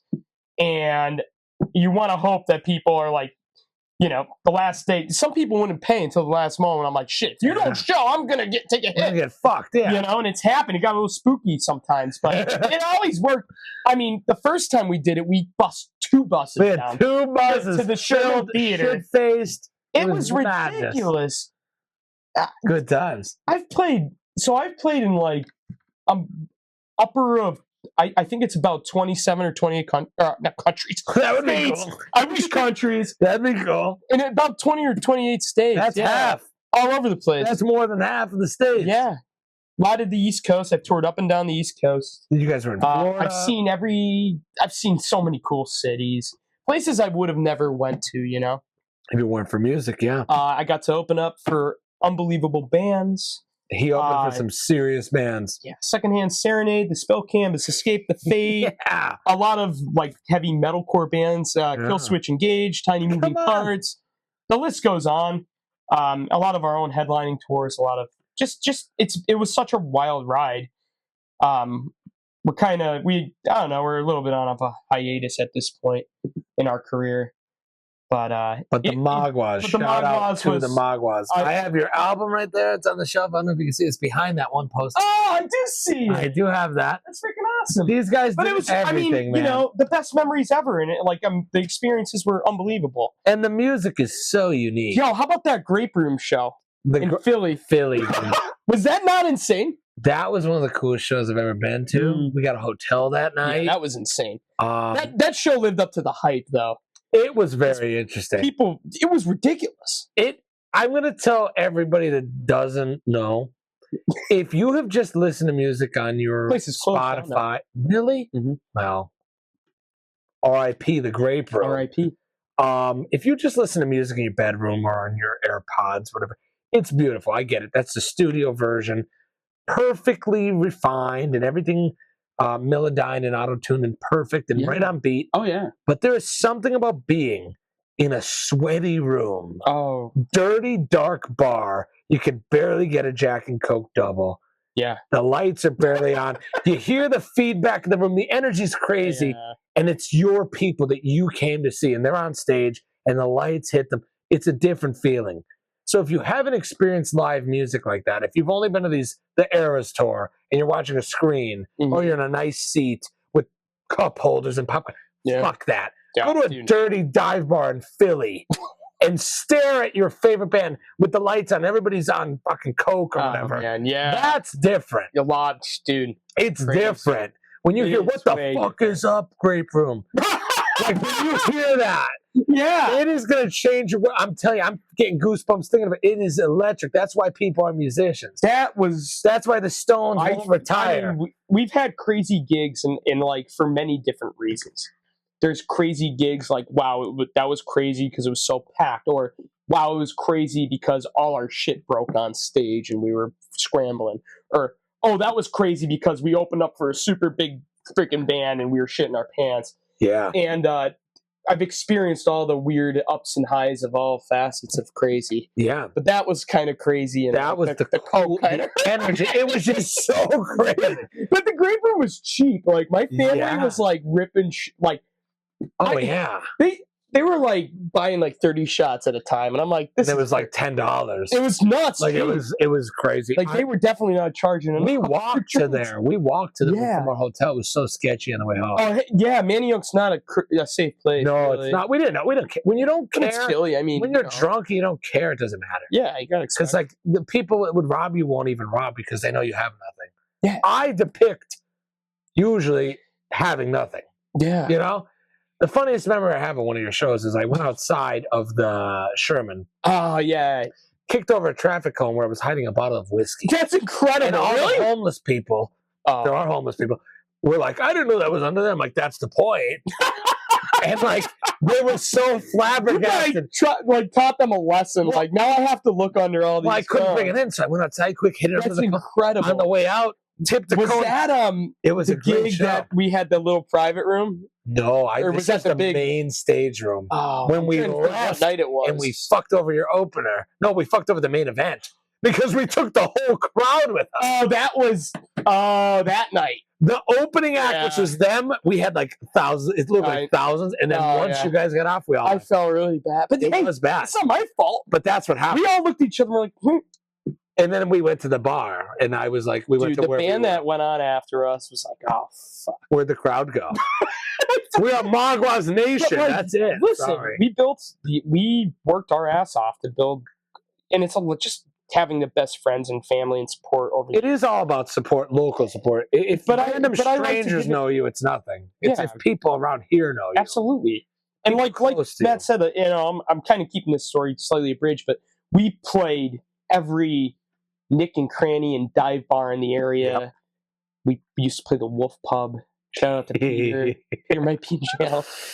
Peter might be in jail. No, he's definitely in Sorry, jail. Peter. There's a lot of crazy They have stories there. phones in jail now. But like everywhere, and we grinded our ass off, and I loved it. It was a really, really good time.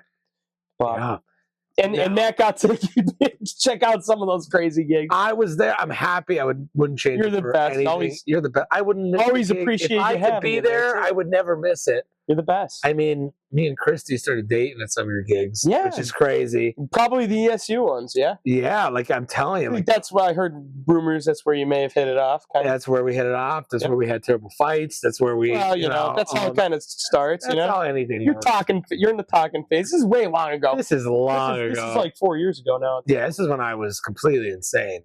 At the point she tamed the I'm beast. still insane, man. You are, and I envy you because you still get to be completely insane. Yeah. You know, and I do Dude, love that. I love it, I man. do love that. I'm still completely insane. Yeah. It's just slightly different, Yeah. and you'll know one day. I You'll am. know one day. You're probably. All these women out there that are. If I ever decide to settle down. If you ever decide, no pressure. I don't know. It all depends. Yeah, who knows, But- brother? but it's I a love beau- that. I'm everything living the is same. beautiful. I'm living the bachelor life. He right is now. living the bachelor life, and Matt has the I'm craziest rocking. life. I'm just rocking and traveling and gigging, man. Now let's talk about some of this. So the Maguas, you said, is on a hiatus. Maguas are kind of on a hiatus. Who right knows now. what's going to happen? Please check out the Maguas catalog. Oh, The Maguas, Spotify, unbelievable. all streaming platforms. Beautiful music. I particularly like Drifter, Seaglass and Springsteen, Choke. These are some of my favorites. Yeah, You, those. please check them all out. You're not going to be disappointed. They have beautiful, great music that is one of a kind. It's from a different era, but it's also contemporary at the same time. Yeah, thank you. Now, you have a different project going on. Yeah, I'd like you to explain it a little. This is your episode. yeah. So This is a beautiful, cool project of a new age type of music he's going to explain to you. yeah, And you have the floor. absolutely. So the past year or so, me and my best brother, big shout out to Brandon Osant. Brandon, He's my man. he's a great man. He's also the drummer of the Maguas. He is one of the most talented lyricists, songwriters in the area. Maybe in Pennsylvania. I love that guy. He's unbelievable. And we formed a band, and it's a duo. It's called Weekend Therapy, and we launched it. Not midnight. Oh, we should have a crazy title for this show. Midnight weekend therapy. Midnight Therapy on the weekend. Midnight therapy on the weekend, because it is. And it is true. We are filming on Saturday. It's But, WKND though. If you're searching it, yeah. type that. But the abbreviation. me and Brandon have been writing songs, even for the Maguas, and we have so many freaking songs. And you guys were the primary writers of the songs, right? For the Maguas? Majority, yeah. Yes. And But, these guys are very talented, collaborative. Yeah, I love it. We writers. got a really, really great connection. I mean, Brandon, he's nuts. I don't know how he comes up with all the ideas, but how we write together is he'll come like you know. Yeah. He has the foundation already 100% done, structured, lyrics, melodies. And we just get together and we write just really awesome music. And it's always been that way. And it's never stopped. It just keeps getting crazier and better and better. But we're nuts. We like to do really exciting things. We like to travel. We like to work with different producers. And I guess, the precipice of Weekend Therapy was kind of booking a trip out to Seattle to record with the producer Seth Henderson. He's worked with a bunch of really awesome pop punk bands based out of the Chicago area and even all over the place. But a band called Real Friends, they're huge. They just had a new album come out that he did a lot of the tracking for. And he did a lot of their albums. He's worked with Stage Champs. He's worked with a band called Broadside, a lot of really up-and-coming Chicago bands. One of the bands I toured with, we went on a little tour with a band called Fluorescence. I love those guys. They're really killing it right now. But that was really the start to us taking it seriously. And, I could record all our music, and we record all our demos at my studio, and they're very fleshed out. But me and Brandon kind of have a saying. We're like, yo, if this could get any better, like we're like, better's better. And if we're going to put this and be like insanely serious, let's go and try to do it with somebody that might even elevate it a little bit better than even I could. So we hit up Seth Henderson. We were like, yo, man, like, we got this demo. Would you be interested in maybe making this a final song? And he got back to us. I was like, yeah, man, this is freaking sick. You guys want to travel out and do it? So we booked a flight and just did it. Never met the guy. We just knew that he worked with some bands that we loved. It was mostly a song by State Champs called 10 a.m. that we really loved. And we traveled out and just did it, not just booked a flight and just did it. And which is kind of ballsy because I was a little nervous, you're just showing up. I'm very confident, in my ability to go somewhere and do it. But it does take a little balls to just kind of be that like, is so ballsy. Just reach out. And he might have just said, nah. Yeah. Because we're nobody at that point. We weren't even a thought because we didn't even have a social media presence. This is like a year and a half ago before we even announced that we're a band. So now we're full-fledged, and I was telling you, we were cooking up new music. Yeah, I knew it from beginning to end. I heard this. It's like a blossom of a seed that he was telling me about. And it is quite different than the Maguas music. Yeah, well, you know what? And I think what you're doing is very unique and new. We wrote, a lot of it just wouldn't even fit the brand of the Maguas. It's not. Yes, it's very different. One, it's our voices, and Eric is so unique. That, Eric does have a very unique voice. You can't just take voice. Eric's. That wouldn't even work, It wouldn't. And a lot of the songs are like straight pop. You're more pop, not as much pop punk. Yeah, not as much. It's dark. No, it's not emo. It's not dark. Grungy. It's not dark. It's like lighthearted, uplifting. It's uplifting. Yes. It's acoustic pop rock, and there is some pop punk elements. Obviously, you're going to get that Magua flair a little bit because because two of the 5 members, yes. But like it was just, we had songs and we showed them to the guys and they're just not even Magua songs at that point. And that was kind of the thought, maybe we should have this side project. Yeah. Now, not so much a side project anymore. Well, your video I saw is over 1 million views. Yeah. How cool is that? You have one video. It's ridiculous, dude. Like, that's no small change here. So it just hit him, our single that just came out that we recorded with Seth Henderson in Chicago, for our song called Dandelion, just hit 1 million views on YouTube like a couple days ago. How about that? Hit a crazy algorithm. It was nuts every day. I'm like, oh my God, it's growing. It just kept growing. How does that feel? Well, you've felt this before. I don't care about the number. I don't know if I feel like, oh my God, like I'm excited. Okay. I'm very humble that it happened. Like, I'm like, oh, that's great. I don't know. It's not like it's going to change. It's a great stepping stone to a really great start to our first song. But it's got to feel good. It feels great. It's got to feel good. It's cool to say I don't even like to be that guy. It's like, hey, gotta. But like, it gives a little bit of validity. Maybe hope. Little hope, right? Like, hey, this is going to do something. And it's a great song. I love that song. And that's the first one. Please check it out. Oh, thanks. WKND Therapy. Thanks for the plug. Weekend Therapy. Well, I do what I could. I don't have that much of an audience. I appreciate it. Maybe one day. Weekend Therapy Dandelions. It's their only song out, and it already has a million views on YouTube. So that says something.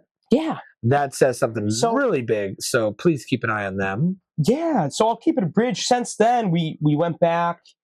We did a single originally just to kind of dip our toes into the water for Weekend Therapy. And then we went back and we did an EP.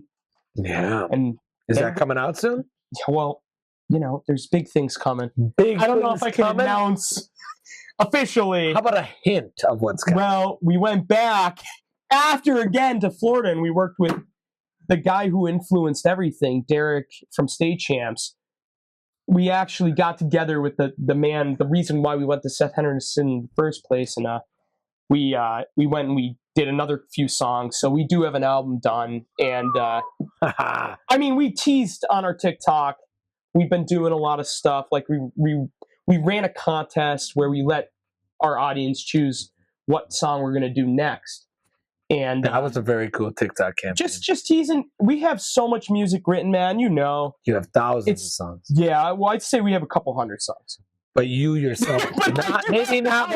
You probably have thousands. I do have thousands. But yeah, a lot of them, like, I mean, fully fleshed out, we have a couple hundred, which is, it feels good. But we have like our 2025's year that we're going to try to really take off as Weekend Therapy, and we have a lot of really, really, really big plans. I love that. That I can't really announce right now. Okay, fair enough. I'll let you know. I mean, we definitely have an album done, and there's going to be a lot of new music next year. That's all I got to say.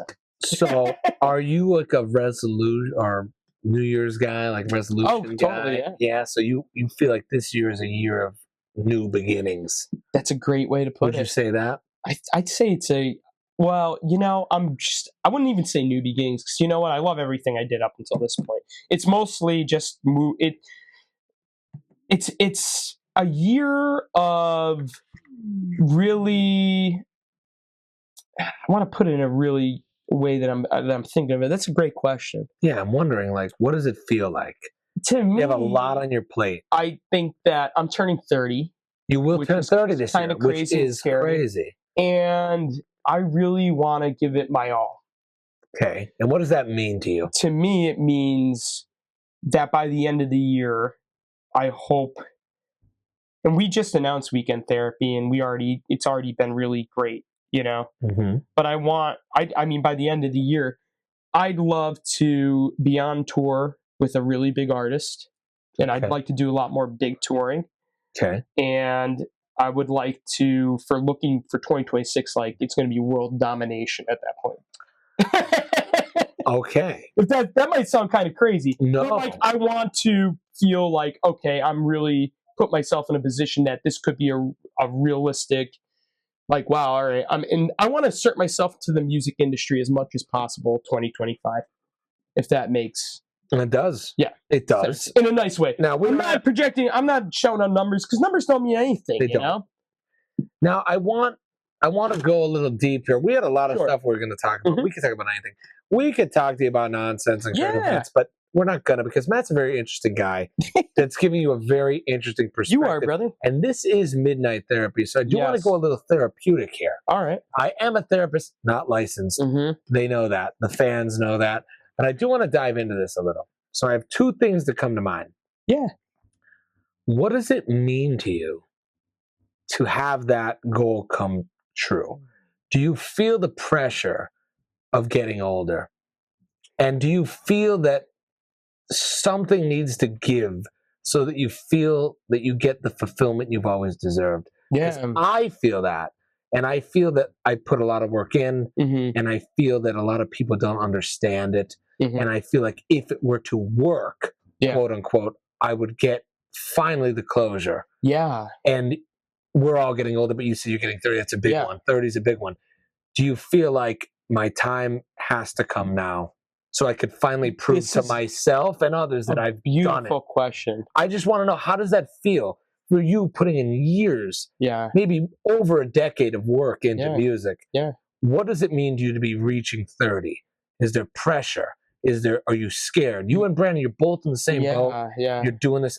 not many people in this area, Northeast PA, are doing what we're doing. I don't think there's a lot of artists around here, and there's a lot of amazing artists.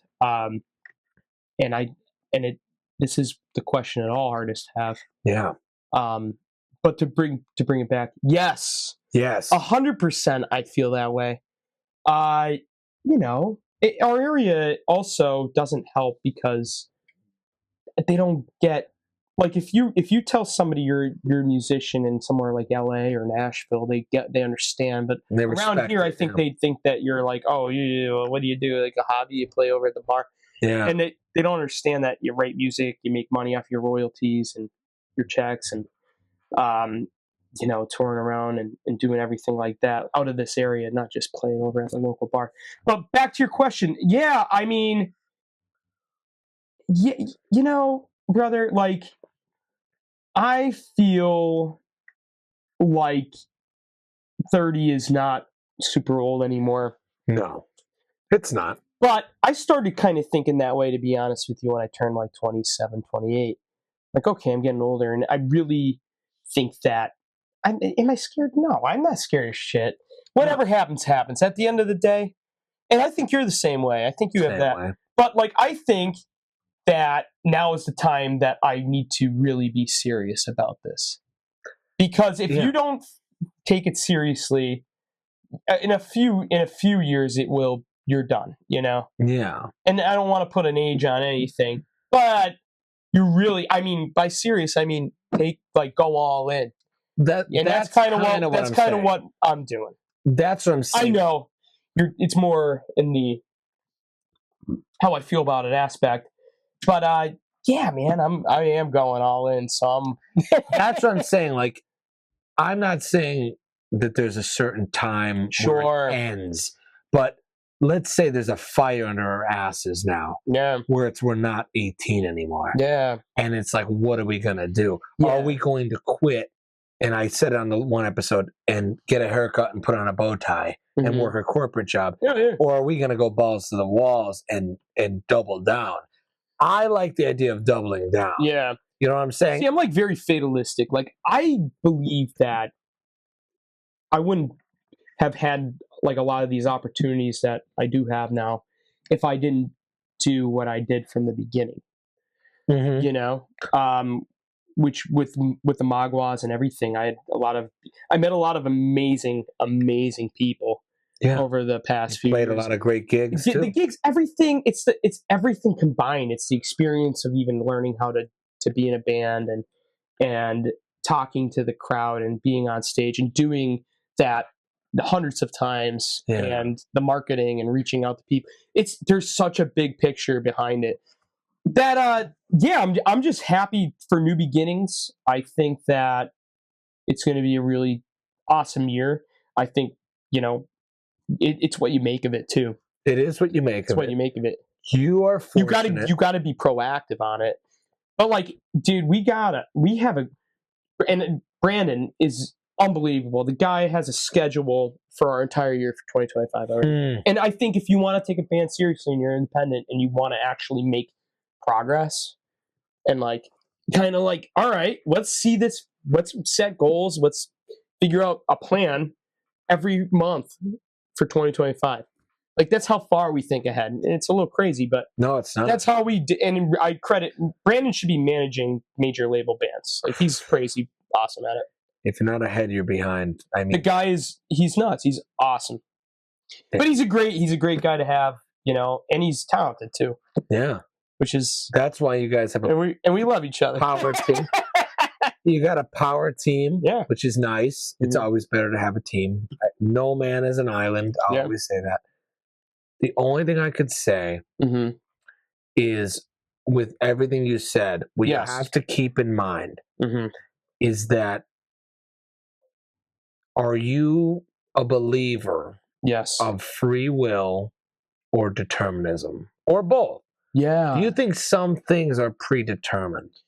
I think. Like, are you destined for something? That's my question. No? When I say I'm a fatalist, I meant, like, in the sense that it was like, everything happened kind of for a reason. I don't think there's a destination. So you don't? I don't think I'm. No, I think it was free will that brought me to So that free point. will. Yeah, I'm not. But I was looking at like my past Yeah. experience. If I just started tomorrow and I don't think Weekend Therapy would be.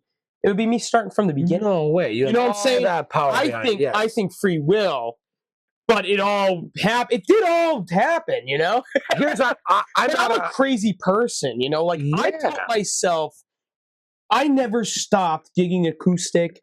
I just love, like, I think that people are diehards for what they do. I do. You know, some. Some. You are for one sure. of them. But You like are diehard. playing, you know, last week right before Christmas. I don't think a lot of people would do that gig. No. Because it's crazy. It was a crazy gig. But I thrive on that. You love it. You love the energy. There's a sick energy in me that I love. And if you were there that night, and I'm sure there's some some of you Giuseppians.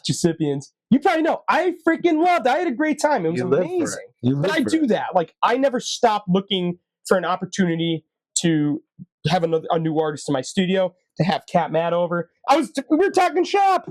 There might be some new works with you soon. Oh, there's some new stuff rolling. You know, I am never looking to stop doing what I'm doing there. Never. But is that predestination, or is that just a person? I think it's free will, and it's the person's interest that wants to keep them going in that direction, you know? So I have some decent credibility with philosophy. I studied it for no reason at the high I'm level. no philosopher.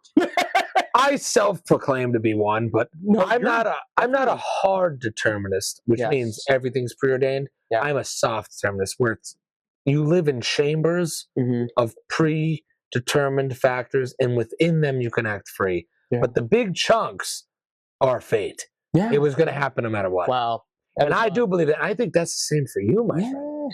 I think, maybe as sick as it may seem, the Maguas did have to possibly end.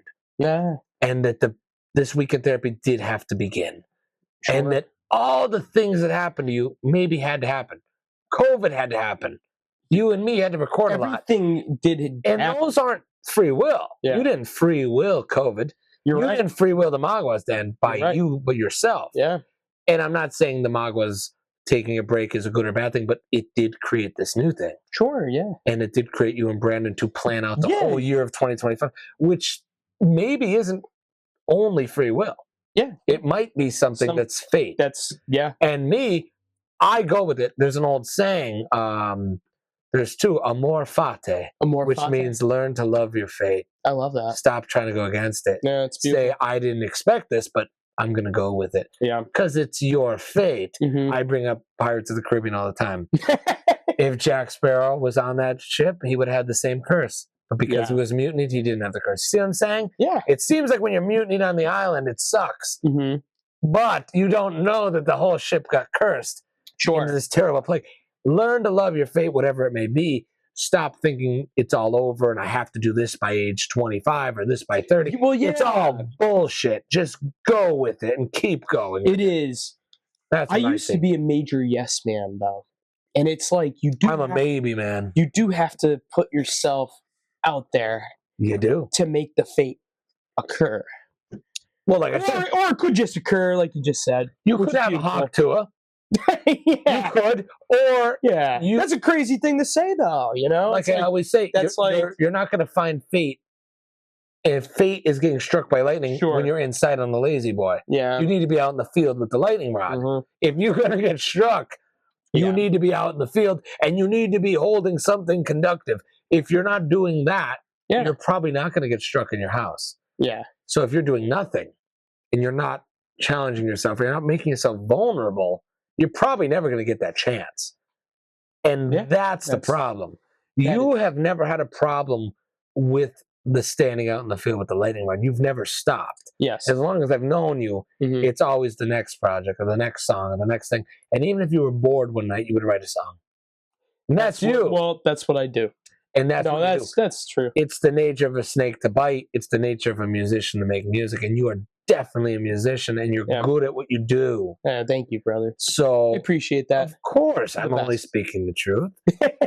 I would never lie to my audience. Much appreciation. But this is Matt, and that's what he has on the burner the back burner coming up. You have no idea what he's going to do this year. There's a lot of really, I guess, to recap. We went on a little bit of a piginhole there. Of course we did. The pigeonhole fate. Weekend therapy. It's midnight yes, it's midnight therapy. It's weekend therapy. Weekend midnight. I'm just, it's been a really exciting ride from gigging at Jack's every weekend to opening up for big bands with the Maguas and recording with in real studios and learning a lot, to then pursuing weekend therapy and developing really big plans and having a great outlook on a great future in music. And we got a lot of, me and Brandon have so many amazing things coming for 2025 that we didn't announce yet, and I can't announce, but they're coming. It's going to be crazy. And we're just super excited for people to hear it, because we just love writing music and entertaining. We love playing live. You don't even know it yet.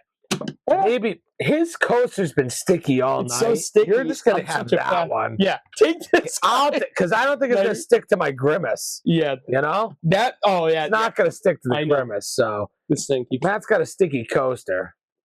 So they say. What Matt just told you may be the best premonition. You know? Maybe there's something great in store for all of us. Maybe you all are on the ground floor listening to this podcast before it was something big. They're going to say, that's Matt Jenkins from Weekend Therapy.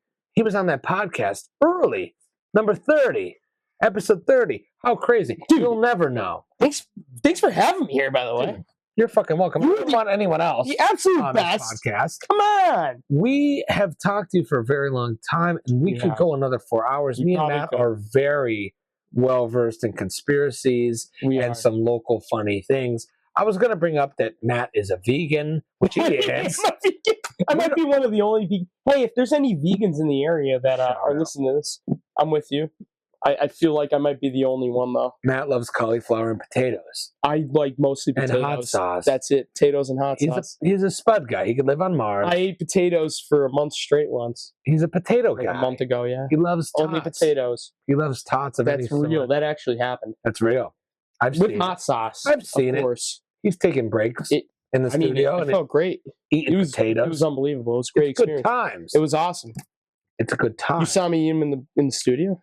I did. I definitely ate them in the studio. A couple times. Did I ever try feeding you a potato? I would eat a potato. They're great. I'm not reluctant. You should eat more potato. I love potatoes. You should eat more potato. They grow on Mars. They grow anywhere. Mars. I watched the Mars. They definitely grow on Mars. They could grow anywhere. They probably grow on Jupiter if you can get there. Jupiter, stupider. Uranus. Do they grow on Uranus? They grow wherever you want them to grow. They can grow right here, under this light. I was gifted a portable station to grow plants for Christmas. You know that? And I could pick two. You're like the Martian. I might do potato. You should. It's a little portable thing, dude. You're here. If you grow a potato, you're going to hear first. Eat it on this podcast? I will eat.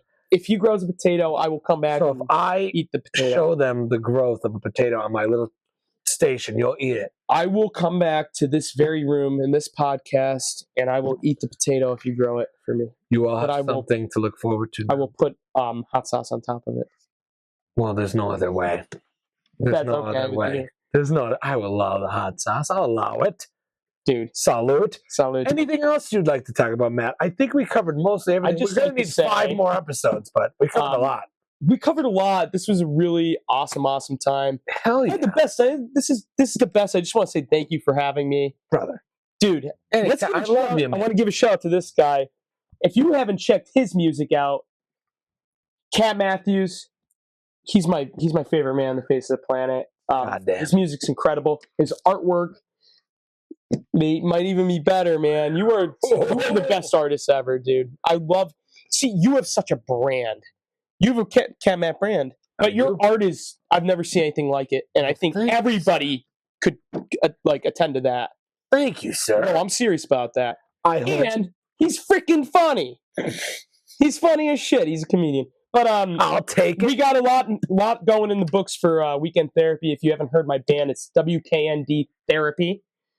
It's funny that I'm on the Midnight Therapy. Midnight I Therapy. didn't even think of that pun at that point. Connection, The yeah. connection, yeah. And a song, But, Midnight Therapy as well. Give us a follow if you want to check out Give the local. them a follow, would you? We're Valley View dudes. We love rocking out. You've probably seen me play live if you're listening to this or watching this before. And thanks for listening. I love you guys, and I love you. I love you, Matt. And Happy New Year's to people listening. And that's about all I have to say. I'm happy Matt said all that. Yeah. As far as paintings go, we do have the New Year's Baby. Ooh. The Grotesque Holiday Portrait Series. That's the New Year's Baby. It is fitting because we're almost at 2025, a quarter of the century. Before we wrap up this episode, I do want to say thank you for all the kind words, Matt. I hope to be making new songs with Matt this year. I have a couple. You better be. Couple in the works. We're gonna get going early 2025. As always, a shout out to the two sponsors of the show we mentioned many times before: Jack's Pub and Eatery. Woo! Best wings. You know a little about Jack's, Best right? wings in the area. You don't eat wings though. I don't, but they're amazing. He knows they're good. I know they're ranked the The best. celery is good. I like, you know Man, what? cauliflower. I've tried I'm a big sauce guy, and I've dipped like a spoon in the sauce just to test it out, and I love it. It's amazing. The sauce. I had to. Phenomenal. You could dip the sauce in anything. If you want to put the sauce on your wife's boobs, it'll be fine. Rub It's them on good to use. on the on the teats. You know, the teats. Nice. There's a sauce called Hot Jackoff. Is that not interesting? Unbelievable. Hot Jackoff on the teats. On the teats. That doesn't sound good. No. Sounds dirty. But I love you. I love the Jacks. Shout out to Jack's Property. And the second sponsor that is always helpful and useful and a source of great content, Mike the Barber at Three Saints Barbershop. Mike. Located in historic downtown Jessup, PA. I never get his ad read right. Historic downtown Jessup, PA. He's got the coolest business card. He gave it to me the last It's time. like a translucent stash. Yeah, right? and you can put it up and you can have the curly mustache. And I thought that was very, very cunning of him. Really nice. Very nice. No, Mike is an awesome dude. He didn't give me my haircut the last time I was there, but one of his unbelievable barbers did, Jess, and they give really. I just started using them. My last two haircuts, just because I wanted to switch it up, and I don't think I'm going to leave. Don't I like the leave. shop. I go The to Four Saints is great. It's really great. What's the fourth saint? Is it Saint Patrick? Is it Jesus? It might be. Is it like Saint Anthony, Saint Antonio, Saint Giorgio? But who's God? Like what? I wanted it to be Grimace. Oh, did you ask him what the fourth saint was? Well, Matt, the name is Three Saints. Oh, I'm so. So the fourth. Oh saint, my God! That's what I was wondering. I thought you had intel. I just trolled.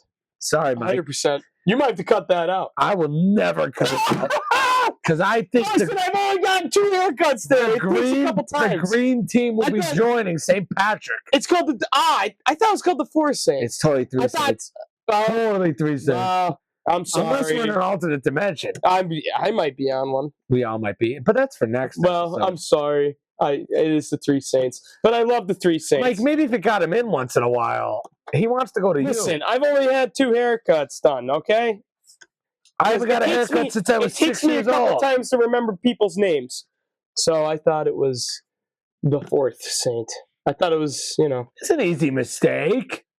It's an honest mistake. So chop that out. I will never chop that out. Shout out to the sponsors. Thank you for sponsoring the show. I love you. Matt Jenks, you were a treat. You are a treasure to the world. You're one of the nicest, kindest people I ever met. You're the most talented person in this area. I wish you nothing but the best. Thank you for coming on the show. I love you, brother.